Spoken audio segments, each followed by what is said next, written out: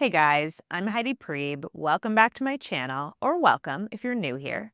For the next month and a half on this channel, we're going to be talking about neuroticism and self-regulation.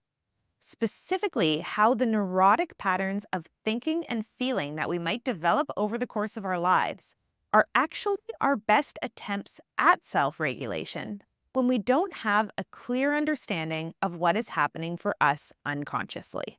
So, to get us started on this topic, I first want to differentiate it from the Big Five definition of neuroticism. So, if you don't know what the Big Five is, it's a system that looks at personality through five different dimensions, one of them being called neuroticism. And that is not what we're talking about here today, though there might be significant overlap with the Big Five's definition of neuroticism and the type of neuroticism that we're exploring here. What we're exploring here is essentially the original definition of neuroticism. So this term harks back to the era of Freudian psychology. And a lot of what I'm interested in exploring over the course of this series is the more Jungian interpretation of this term. So Carl Jung spent a lot of time looking at how the conscious and unconscious mind interacted with each other, and which problems arose in our lives by virtue of that which was not consciously available to us. So a lot of what Jung or Freud would have considered neurotic, we would now give a more specific DSM diagnosis to. But essentially, neurotic behavior patterns can be thought of as things that we do compulsively or things that we might think of as self-sabotage. So things like addictions, perfectionism, ruminating thoughts, compulsive behaviors, rigid patterns of thinking or behaving, obsessions, limerent thought patterns. Essentially, any part of our psychology where we are making a poor relation between our subjective inner world and the world of things and people outside of ourselves.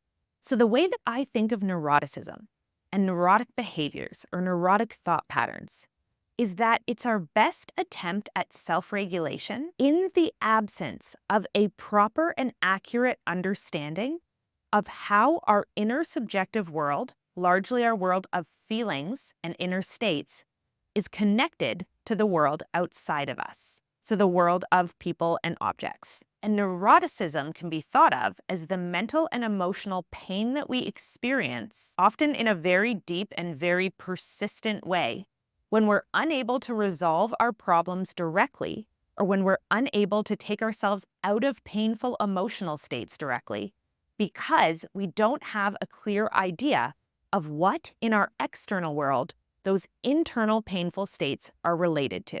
So we're going to look at a bunch of reasons why we might develop neuroses, as well as how we can start interacting differently with deep, unconscious wounds. In a nutshell, Jung thought of neuroses as problems that were not fully conscious. So the difference between a conscious problem and a neurosis is that a conscious problem is something that we can look at the pros and cons of and weigh them out inside of our minds and make a logical and rational decision that integrates how we feel about how to solve the problem and how to move forward even if we don't have the best possible solution. But when we are up against a neurosis, essentially what's happened is that some part of the problem has gone underground and is not in our conscious awareness. So Jung has a quote that goes, "The neurotic is ill because he is unconscious of his problems." And Jung believed that someone became neurotic through a three-step process. Step one is that the person was confronted with a problem in some significant area of their life. So some area where this problem really has to be worked through in order for you to have a fulfilling, well-rounded life. So this could be a work problem, a relationship problem, a problem that's a little bit more abstract, like developing a sense of self or individuating from your parents and your family of origin. But essentially, step one was that a significant problem arose for you in life. Step two was that you failed to confront that problem directly. The problem was evaded in some way rather than dealt with. And in the way that neurosis was originally conceptualized in the era of Freud and Jung, there was a very negative slant to this that kind of chalked up an inability to confront problems directly to a character weakness or just having a weak will. So it was kind of framed as you had this problem, you could have dealt with it, but you chose not to out of fear or cowardice. And this is today where we're going to slightly diverge from Jung. I believe that now, at this point in history, with the plethora of information that we have about early childhood development that was not available back in the era of Freud and Jung, we can look at this slightly differently, and we're going to get into that soon. But essentially, what we can agree on here is that when a life problem is evaded, because for whatever reason, whether it is a weak will or some of the other reasons we're going to talk about as this video goes on, you cannot directly confront a problem. What tends to happen is you develop a defense mechanism that shoves the problem out of your conscious awareness. So some of the ones that Jung gave as examples were repression, projecting, numbing out in some way when we encounter the problem, doing compulsive types of activity that keep the problem out of our awareness. If we're super busy all the time or super obsessed with something else, maybe the problem doesn't have time to make it into our conscious awareness, unconsciously avoiding situations that might trigger an awareness of the problem, or misplacing the emotions that we feel around the problem onto other people or other objects in our environment. And we're going to focus really strongly on that one today. There's a quote I really love by a man named Kenneth Tynan that goes, "A neurosis is a secret you do not know you are keeping." So this is when we have some want, some need, some desire, some emotion, some impulse, whatever it is, that lives in our body and is being registered by our emotional system, but that our conscious mind is not fully aware of. And according to Jung, this leads to a fear of life based on a disturbed or diminished process of adaptation. So essentially, if we do not learn the skills that we need to face the challenges of our lives directly, we develop fear and anxiety about the process of living and a wide range of habits or thought patterns that are aimed at attempting to control and contain our experience of life rather than authentically and spontaneously engage with it.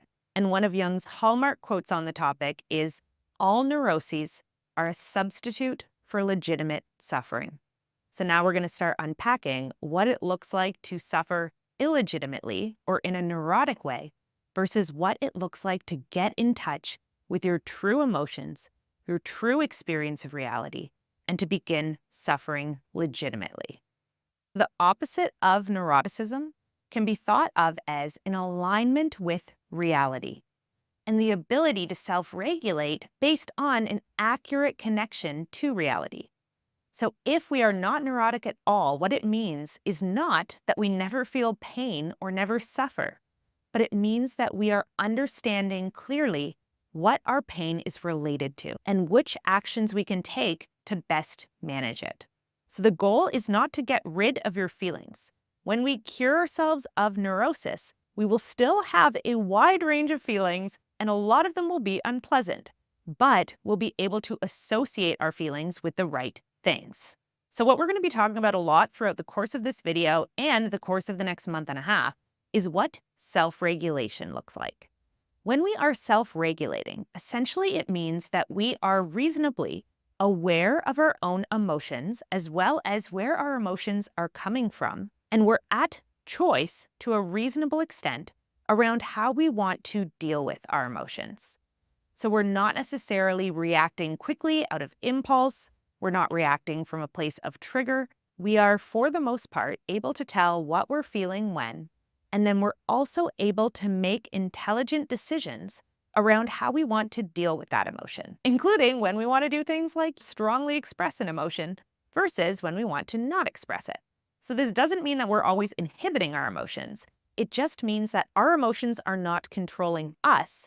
We are in the driver's seat of how we're responding to our emotions.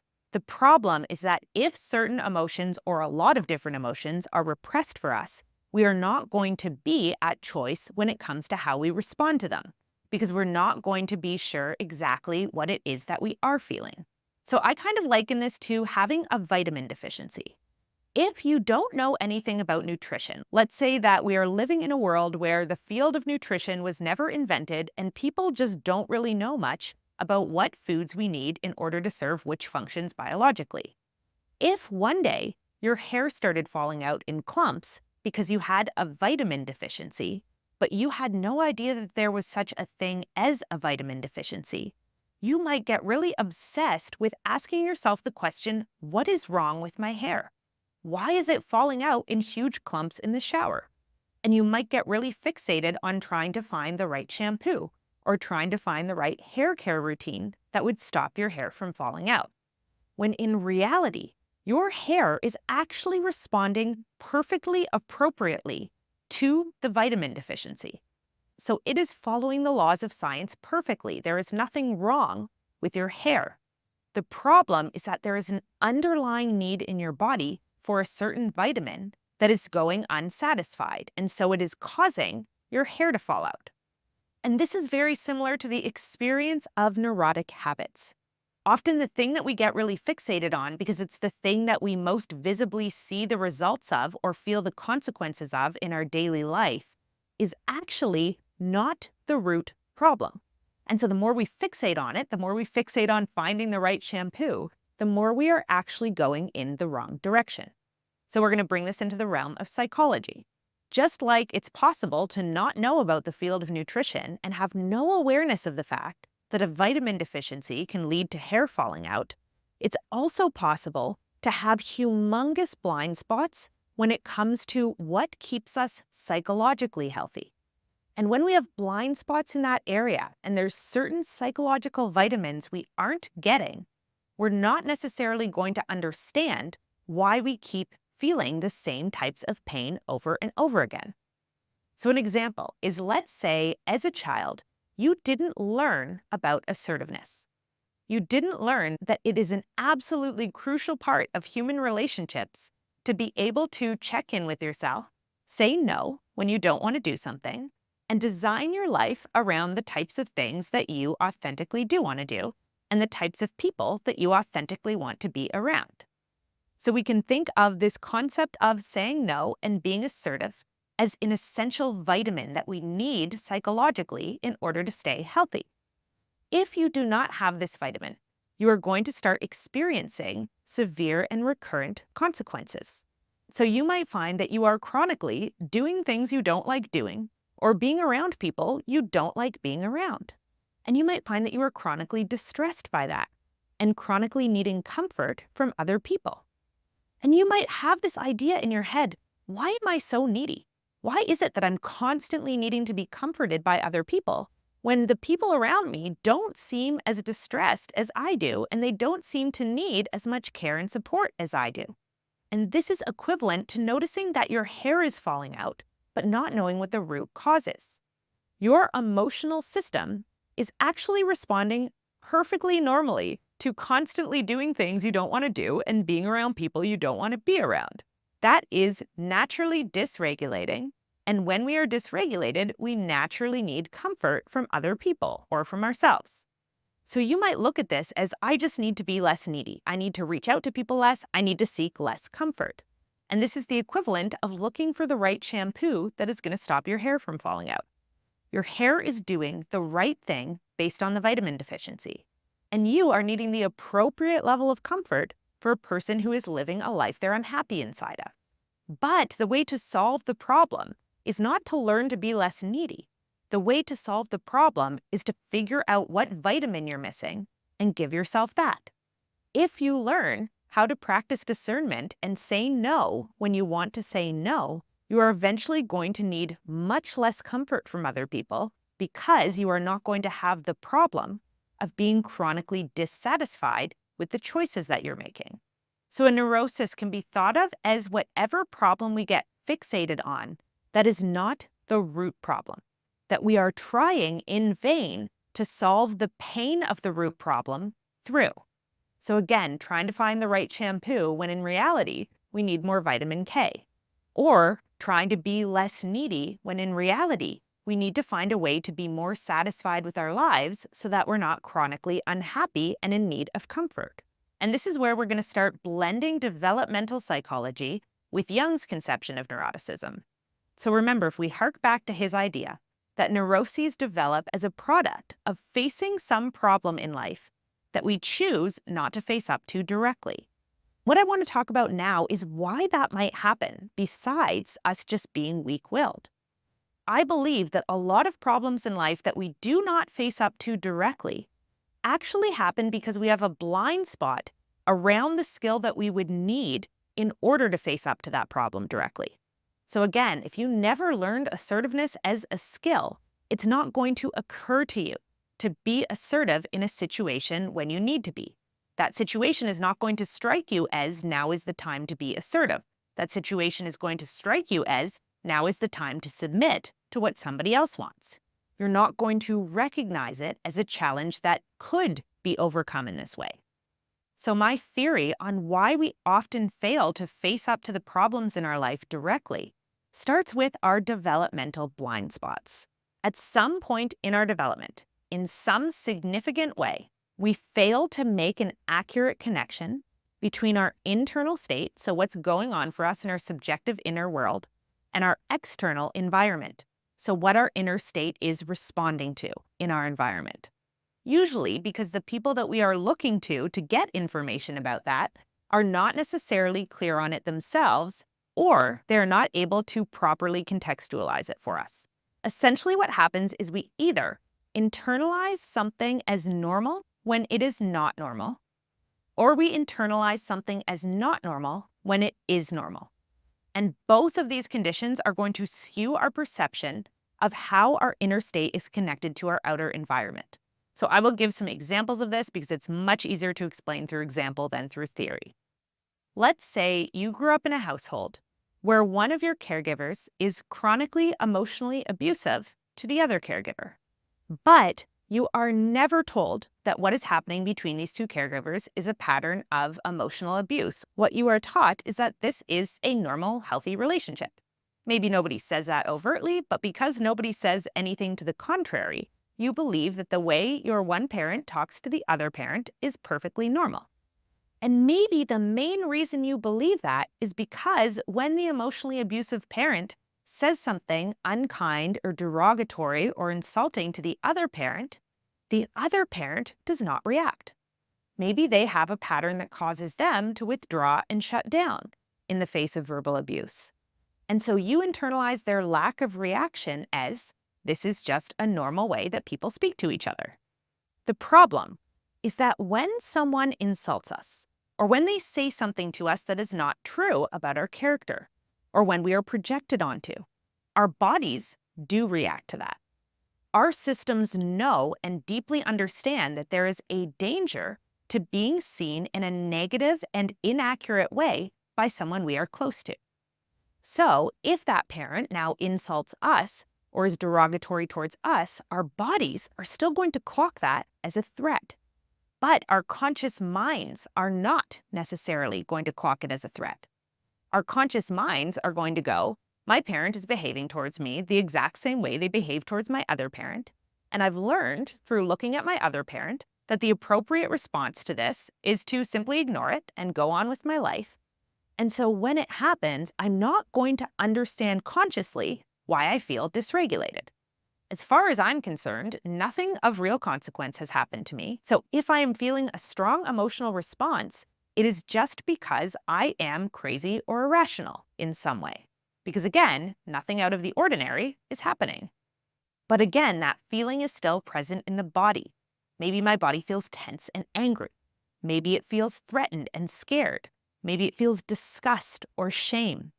But essentially now we have a mismatch between our physiological state and what we believe is happening in our conscious mind. And that mismatch has to get resolved somehow. And if we are not conscious of it, we will resolve it unconsciously.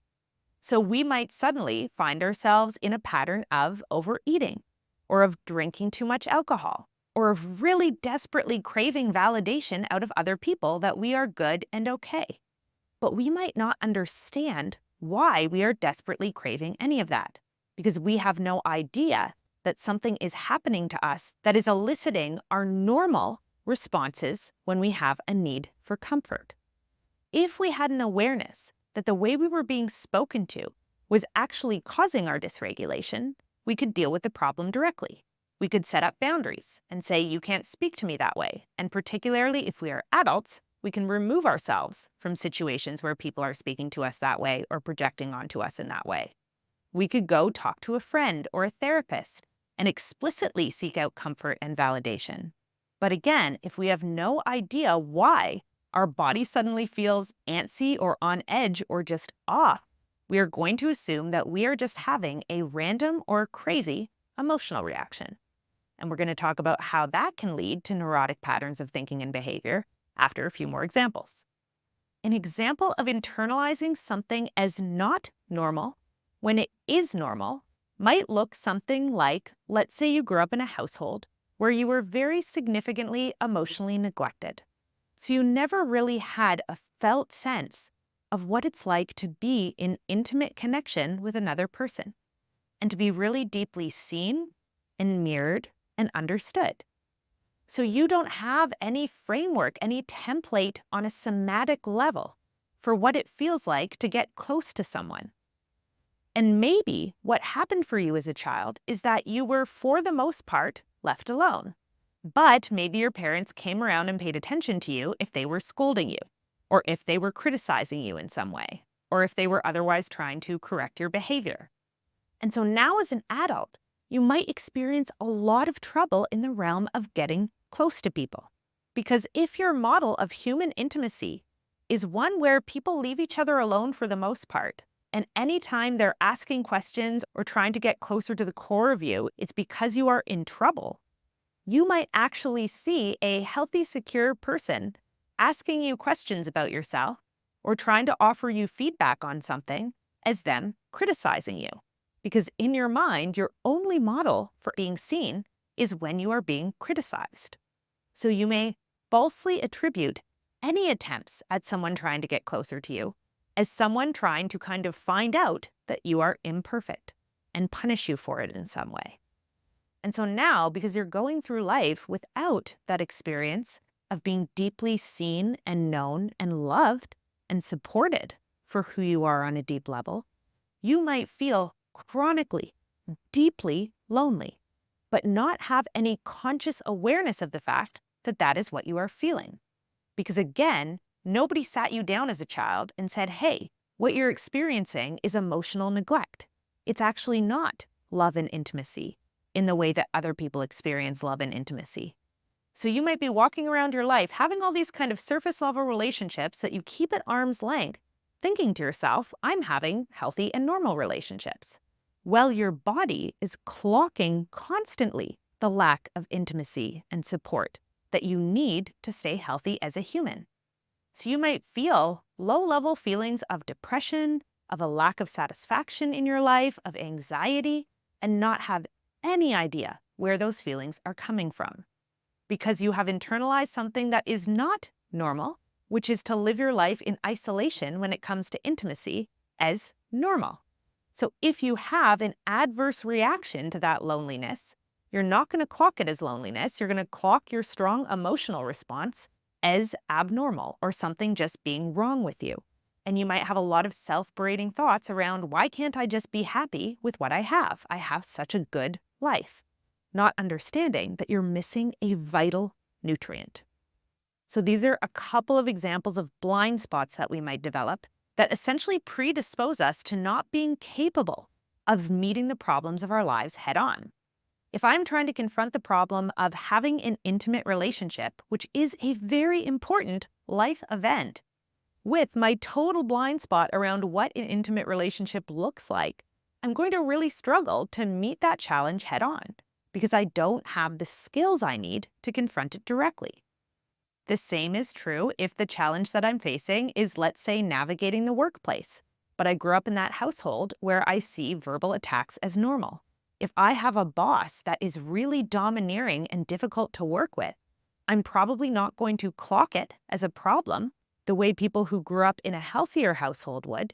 And so I might stay at that job for a much longer period of time, and I might feel a lot of the consequences. I might grow steadily more anxious and depressed, but not understand where those feelings are coming from because I think I'm being treated normally.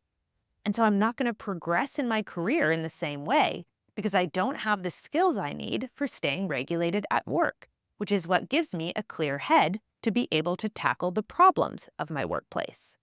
So essentially, these blind spots that we develop early on in life can impede upon our ability to tackle the challenges of life head on.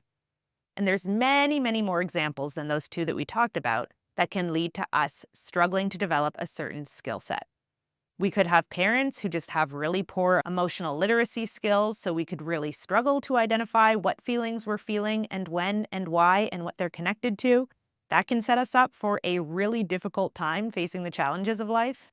We might have shame-bound feelings and needs, and I have a whole video that I will link in the description of this one that goes over that in detail. We might have things going on in our home environment that are intentionally obscured from us in a way that makes it impossible for us to understand the relationship between object and subject. So an example of this would be, let's say you have one parent who is having an affair, and the other parent knows it, but you don't know it. And so parent B, the parent who is not having the affair, they might be really struggling with what to do about this. And they might be kind of waffling on and off. Do I stay in the marriage? Do I leave the marriage? And you might clock that parent's emotional distress, but you can't make sense of it because you don't know what it's related to. But it's very significant and it indirectly very much involves you. So your system is probably going to try to make sense of it in whatever way you can. So you might think to yourself, my parent suddenly seems way less happy. What did I do that made them unhappy? Because that's how children think. Why is it that some days they're really angry and some days they're not? What am I doing that might be making them angry or not? And if you had the real information, you could exist in reality with this problem, right? You would know this actually isn't about me. This is about this other parent who's having an affair and the conversations that my parents are having around that I am unaware of because they happen when I am not in the room or when I'm asleep. But the emotional environment it creates inside of the household, I am very much a part of and impacted by. But I don't have the information I would need to have in order to make sense of this. So I'm going to make the best sense of it I can based on the information I have, which is incomplete and is likely to lead me to the wrong conclusions. You could also just be raised by people who are quite emotionally incongruent. Maybe their attachment systems don't allow them to be directly in touch with their emotional experience. So you might hear your parents saying that they are fine or that everything's great when they are visibly not fine and everything is obviously not great. But you might start associating a distressed parent with the feeling of being okay. So then as an adult, when someone asks you how you are, if you are in mild to moderate distress, you might consciously think, well, that's within the realm of okay. I am okay. And then if you're in that range of mild to moderate distress, but you find yourself really struggling to cope with it, once again, you're going to come back to that assumption that I am crazy, I have irrational emotions, and something is wrong with me, because you don't have the emotional vocabulary to accurately understand what you're feeling and to what extent. And this is where we enter into that neurotic territory. When we are not conscious of what causes us distress, those things that cause us distress go right on causing us distress. If we don't know that being insulted or being projected onto is distressing, we are still going to experience distress in our body when we are projected onto or when we are insulted. If we don't know that part of intimacy is giving and receiving feedback in a supportive way, we are still going to crave intimacy and we are going to reject it consciously when opportunities for developing it come along because we're going to misidentify it. So we are still going to feel all of the pain of having the problems that we don't know we are having. And we are going to need to find a way to self-regulate without knowing the true cause of our bad feelings. So now we're going to be trying to self-regulate in a way that is going to be extremely hit or miss.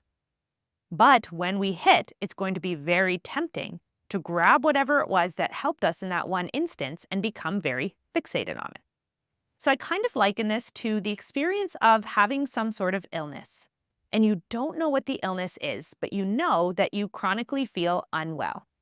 And let's say you find a medication that works about 70 to 80% of the time.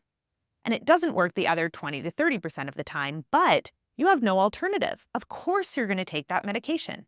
You are probably going to take that medication religiously every single day, and you're not going to forget to take it. Because when you don't take it, there is a 100% chance that the pain is going to come back, or a near 100% chance. And why would you not at least reduce your chances to 20 to 30%? That just makes sense. So when we are in emotional or psychological pain, but we don't know why, and we find something in our environment that temporarily soothes the pain, 70 to 80% of the time, or in some cases, 20 to 30% of the time, whatever it is, we keep doing that thing because it is very hard to live with chronic psychological pain. So if I'm in overwhelming pain in some area of my life, but I don't know why or where that pain is coming from, because it has gone underground or it is coming out of an area that's a blind spot for me, but I find that getting drunk or ordering pizza or spending money or disappearing into a fantasy world where my life is completely different works to soothe my feelings of distress most of the time, I am probably going to start doing those things chronically. It just makes sense because the better regulated we are, the more we are able to meet the demands of our lives. So anything we can find that helps us self-regulate in the absence of understanding where our pain is actually coming from, we are going to grasp onto and we are going to use, unless and until the medicine starts causing side effects. So let's say we develop a habit of chronically overeating because we are chronically in unhealthy relationships that we don't recognize as unhealthy. And the real problem is that we have, again, that chronic need for comfort, but we don't recognize it as such. We just know when I eat pizza or chips or drink alcohol, I feel good, and the rest of the time, I don't feel so good. And I don't know why. So this might kind of work for us until it doesn't. Until maybe we stop liking the way that our body looks or feels as a result of all of the excess calories that we're consuming. And then we might only be conscious of the problem of not liking our body. So we might kind of chronically be at war with our body, where we get caught in these cycles of yo-yo dieting, of gaining weight and then losing weight and then exercising and then going back to emotionally eating because we aren't aware of the fact that our habit of emotional eating is not a character flaw. It's not just something that's wrong with us. It is the solution to the underlying emotional dysregulation that we are experiencing. And until we start dealing with that underlying emotional dysregulation, figuring out what it's connected to in our external environment, and dealing with that problem directly, we are going to forever be in this back and forth war with our coping mechanism because we're not seeing it as a coping mechanism. So we don't understand why we can't seem to stop doing it. Maybe it feels inexplicable and compulsive. That is a neurotic pattern of thinking and behaving. Or let's think about that other example.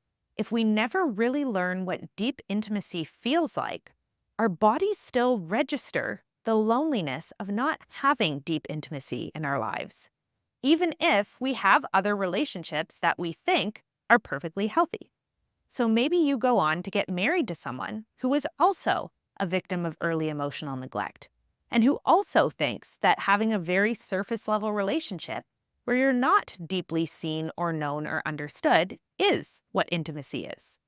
And so now you're in this relationship that you think is perfectly happy, but for whatever reason, you start developing compulsive, obsessive romantic thoughts and fantasies about your coworker or someone else in your life. And maybe you cannot figure out where this sense of limerence is coming from. Why is it that even though you're in a perfectly healthy and happy relationship as far as you're concerned, or if you're single but otherwise happy with your life, you just cannot drop these obsessive fantasies? It might be because those fantasies are soothing that deep ache that your body feels because your body knows that it needs intimacy and deep connection and to be seen and known for the whole of who you are. But again, your system might register anyone trying to get to know you in a deep way as someone attacking you or trying to discover the ways in which you're not perfect. And that might give way to these very obsessive thoughts about other people. Because in those fantasies, maybe you are actually getting your intimacy needs fulfilled. So often when we're in limerence, we're imagining a scenario where someone just kind of magically knows, sees, understands, and gets us without seeing any of the bad, shameful, difficult parts of us.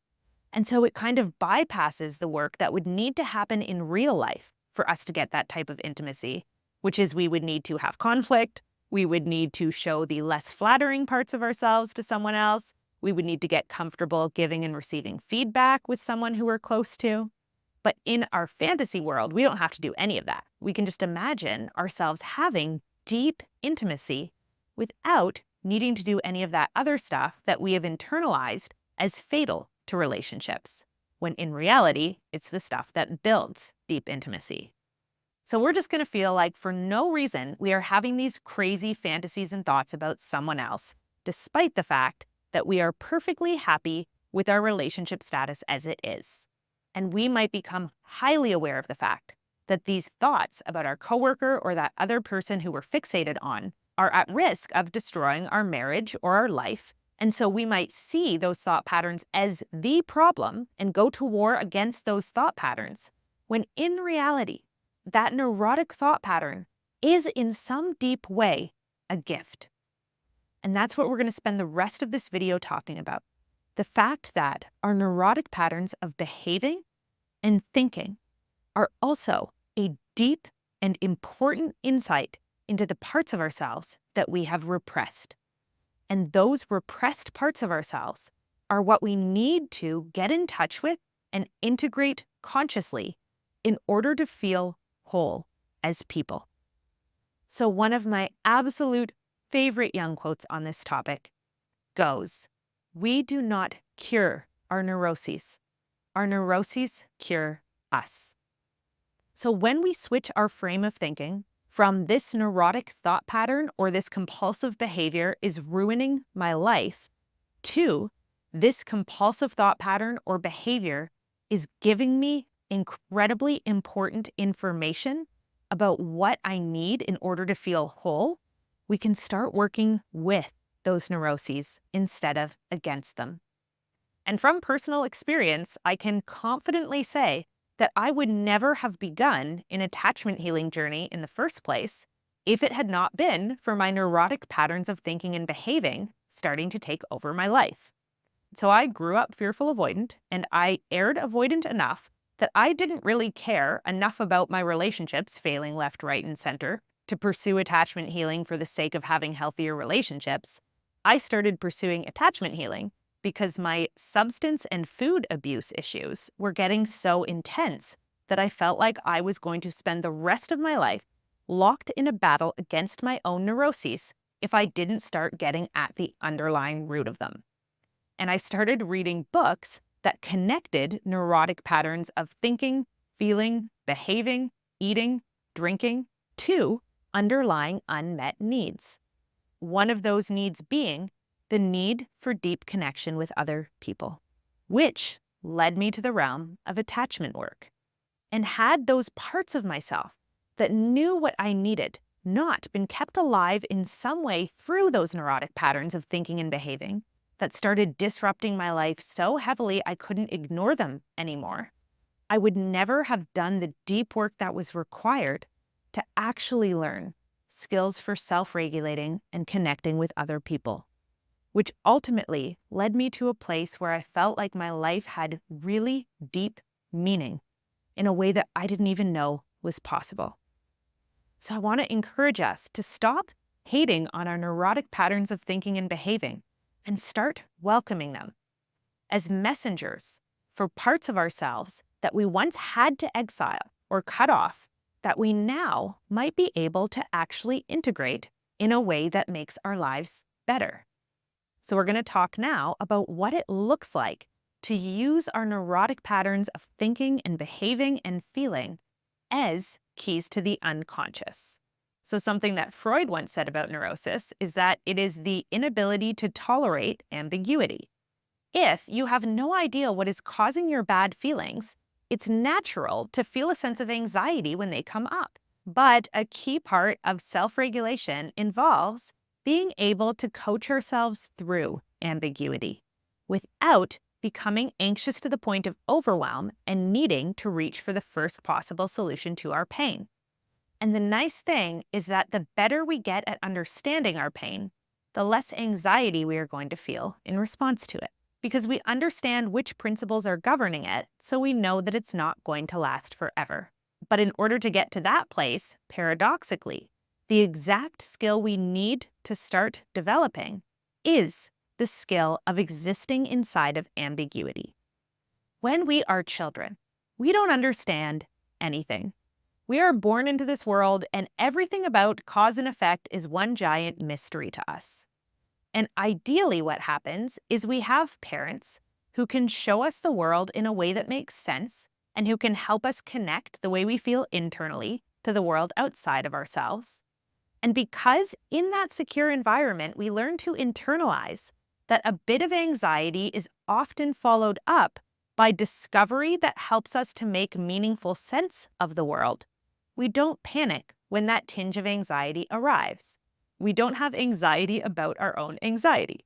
We can sit in a place of ambiguity for a bit of time until we figure out what is going on. Because again, we can rest assured that we will arrive at an understanding of what's going on and why we're feeling the way that we're feeling. If you did not have that secure caregiving environment as a child, you unfortunately need to cultivate it for yourself as an adult. So this means teaching yourself the skills for getting comfortable with uncertainty and ambiguity. And this is something I have a whole video on around self-containment specifically, which is linked in the description of this video. But for now, we're just going to talk about how to move away from a sequence of events that looks like have a feeling that you find distressing, then panic, and then because you're panicking, reach for the first possible explanation you can think of around why you might be feeling this feeling that you don't understand, and then try to solve the problem based on the story you made up around it, which inevitably, if you did not have the proper diagnosis, does not make the problem go away permanently. So then in the future, the feeling comes back up, and then you go right back into that loop of panicking again. We have to start nipping all of this in the bud by when that feeling that you don't understand comes up. Learning to tolerate the ambiguity of not yet understanding it. So we're going to go into a multi-step process around how you can get better at this. Step one in this process is just learning to notice our feelings in the first place. And it's okay if we have to work backwards through our thoughts to get to our feelings, which is actually often the case for those of us who err a little bit more neurotic. So an example of this would be there was a period of time I went through where I noticed that I was having a lot of self-hating thoughts. And generally, I'm someone who is pretty nice to myself. And so that kind of struck me as odd. I remember going, why is it that lately, from the time I wake up in the morning till the time I go to bed at night, it's like I'm looking at myself and my life under a microscope and only analyzing the things that I absolutely hate about myself or about my life, or that I think I am doing wrong. It's like this inner critic is suddenly very online. And I was very conscious of those thoughts. I was aware that I was troubled by them. But I wasn't really identifying the feeling underneath those thoughts. And so I sat with it one day and went, what is the feeling underneath these critical thoughts? And I went, the feeling is hate. I have rage and anger and actually blinding hatred that I'm directing towards myself right now. And I don't know why. I didn't recently make any big mistake that I'm mad at myself for. But for whatever reason, I am feeling hate very intensely. And that is step one. When you have a neurotic thought pattern or a neurotic feeling or something that you're getting obsessed with or fixated on, can you stop and just figure out what the feeling that you're feeling is?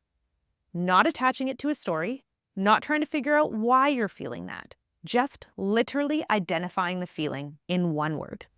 Hate, anger, anxiety, sadness, whatever it is, disgust, fear, panic. Just recognizing the feeling.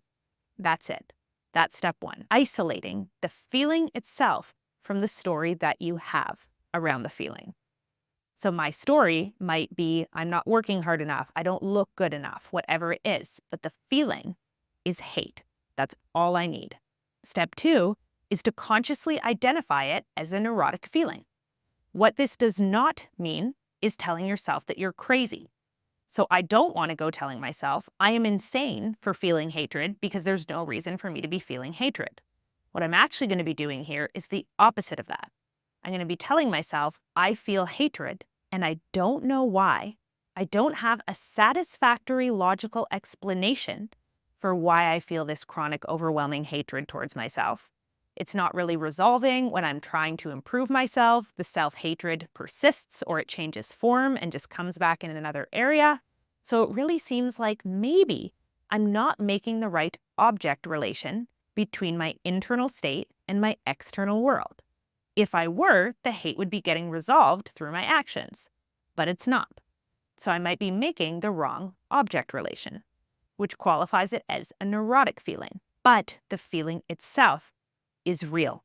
That part is very important, so I'm going to keep repeating it. Step 3 is to deny ourselves the meaning-making process temporarily, so putting it on hold. So deliberately telling ourselves, I am actually not allowed to try to figure out why I am feeling so much hate right now. I am not allowed to make any story or any assumptions about this until I do step 4, which is just being present with the emotion itself and getting to know it, getting familiar with it. What does the hate feel like in my body? Where does it show up? Can I point at the area of my body where I feel it the most strongly? How often am I feeling it? When did it start? What other feelings get triggered when I start feeling this feeling? So all we're doing here is getting really familiar with the raw sensation of the feeling. Not the story we have around it, but what it is like to experience that feeling in our bodies. And we might even want to draw pictures about what it's like. This is a tactic I tend to use when I'm struggling to not create stories about something. If I were to sit down and just draw what it feels like to be experiencing this feeling, what would I draw? Would I draw an ocean that I feel like I'm drowning in? Would I draw a dark night that I feel like I can't see through? What is the raw sensation like of this thing? This is the art of teaching ourselves how to be present with pain without trying to escape it by understanding it and resolving it. There's nothing wrong with understanding and resolving our pain, and I want to make that clear. But if we have gotten used to ascribing our pain to the wrong things, we want to first unlearn the wrong things, which requires us to go to the source of the pain or the uncomfortable feeling that we're trying to resolve and just get to know it, which is step 5. Just be present with whatever comes up and allow yourself to be surprised by the experience of your own pain or your own joy or whatever it is that you have repressed. It probably has qualities that you don't know about because you've been spending so much time fixating on whatever is going to take it away or whatever is going to distract you from it that you don't actually know everything that exists inside of it. So in this example that I've been working with here, when I was feeling all of this hatred, I was eventually able to understand that what had happened recently was I had been betrayed in a very significant way by a romantic partner. And instead of directing my hate towards that person, because I had a model of the world that it is not safe to hate other people, especially to hate your attachment figures, I directed all of the hate that I was feeling towards myself because I was a safe person for me to hate. But before I knew any of that, and when I was just spending time getting to know that sensation of hatred, which eventually gave way to pain, which gave me a lot of information about what I was actually experiencing, a lot of other things came up that really surprised me. There was a sense of freedom that was inherent to moving through that pain that I had no idea would be there.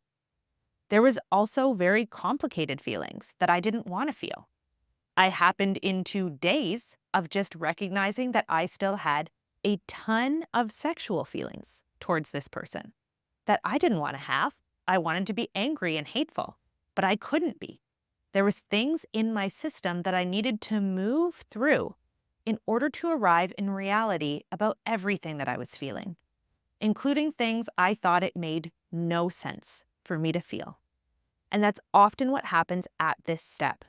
We start feeling everything, including the things that we wish we weren't feeling, including the things we feel ashamed of feeling, including the things that we think we should not be feeling or we need to monitor ourselves around feeling. Because if we are used to not being at choice when it comes to how we deal with our emotions, so if for the majority of our life we've just been having feelings and then reacting to them, the only way we might know how to monitor our behavior is to try to keep ourselves from feeling certain things in the first place. So if we have this model that every time I feel attracted to someone, I need to go be with them, it might feel really threatening if someone who we have decided not to be with, or if someone who has decided to not be with us, is someone we're feeling attraction for. We might feel like I need to shut down that attraction at all costs because it's going to cause me to go and try to be with this person. But in this process, what we're learning is just being present with our feelings and getting to know them without judgment and without the need for action. And this skill of being present with feelings without acting on them is likely a very new one for you. It's a new one for a lot of us. But you can probably already see how this is starting to put you in the position of being able to respond with intentionality to your feelings, rather than simply reacting to them. And the thing about this step is that it moves us into the next one, which is just being comfortable with living in a slightly messier and more ambiguous way for a while. So when we are used to living in a neurotic way, what it means is that we are avoiding ambiguity like the plague. Anytime we have a feeling that we don't know the cause of, we might jump to the first thing we can jump to try to control that feeling or get it to go away. And what we are training ourselves to do here is the direct opposite of that. It is to live with the question of what is going on for me and why am I feeling the things I'm feeling for long periods of time. Because the longer we keep those questions as kind of open cases in our awareness, the better we become at understanding the real underlying causes of our thoughts and our feelings and our compulsions and our neurotic habits. When we allow our feelings we have repressed back up into our conscious awareness, for a while, it's going to be hard to make sense of them. We might have no idea why we feel distressed one morning and then happy by mid-afternoon and then angry in the evening. All of our feelings might start to feel like giant question marks because we are not immediately trying to compartmentalize them and get rid of them or change them. And yet we are still in the process of learning and educating ourselves around where they are coming from and what they are actually connected to in either our environment or our past. So this is kind of the process of detaching our emotions from the things that we used to connect them to and allowing them to exist in a state of ambiguity until we get better at making the real connections. And then we can reattach those feelings in a more accurate way to their actual causes. So very, very slowly, we learn to just be present with our feelings as they come up, get to know them, get to sense into them, get to learn the different qualities of them. And then over time, we construct new systems of meaning that are more accurate. And probably we're going to need help in this process. So we might seek out help from enlightened witnesses in the form of people like therapists or support workers who can help us make sense of ourselves because they have the emotional vocabulary that we are currently lacking. We might need to do a lot of reading, a lot of self-exploration, a lot of talking to friends or trying out new social environments to notice what we feel in different environments and to start getting attuned to the feeling of, yes, I like this feels like me, or no, I don't like this doesn't feel like me. And through that process, we start to learn our authentic preferences, our authentic wants, our authentic needs, and ideally, life ends up surprising us a lot in that process. When we are no longer pushing our emotions away from us and avoiding situations that bring up feelings we don't want, numbing out from feelings we don't like, obsessively fixating on things that make us feel good, we're leaving space to actually get to know ourselves in a holistic way. And often we find out that we have a lot of traits, desires, quirks that we didn't know about. And that is ultimately a pretty cool process. And where it leads us is to that place where we are able to more readily tolerate reality. Because when we are aware of who we are, what our needs are, what our values are, what our underlying drives and motivations and wants are, even really intense pain can be weathered. And we can self-regulate through really challenging circumstances because we are deeply in touch with what matters to us, which gives the pain in our life meaning. Meaningful pain, what Jung calls legitimate suffering, is the opposite of neurosis. Neurosis is when we are stuck in a pattern of trying to resolve our pain through a means that cannot possibly resolve it directly. So we are unknowingly perpetuating that pain by wasting all of our time trying to solve it in the wrong place. And the act of healing from neurosis is the act of getting in touch with the full range of our emotions and learning to solve the problems of our life at their core. So we're switching over from a life of illegitimate suffering, as Jung would put it, to a life of legitimate suffering, where even the pain and the challenge that we encounter is aligned with a sense of meaning. All right, I am going to leave it there for today, but we have a lot more on neurosis coming up in the next month and a half, specifically around how our neurotic patterns of thinking and behaving get in the way of healthy self-regulation and co-regulation. So those are things we're going to be discussing at length in the weeks to come. As always, leave any questions, thoughts, anything you would love to see covered in the month ahead in the comment section below. I love you guys. I hope you're taking care of yourselves and each other, and I will see you back here again really soon.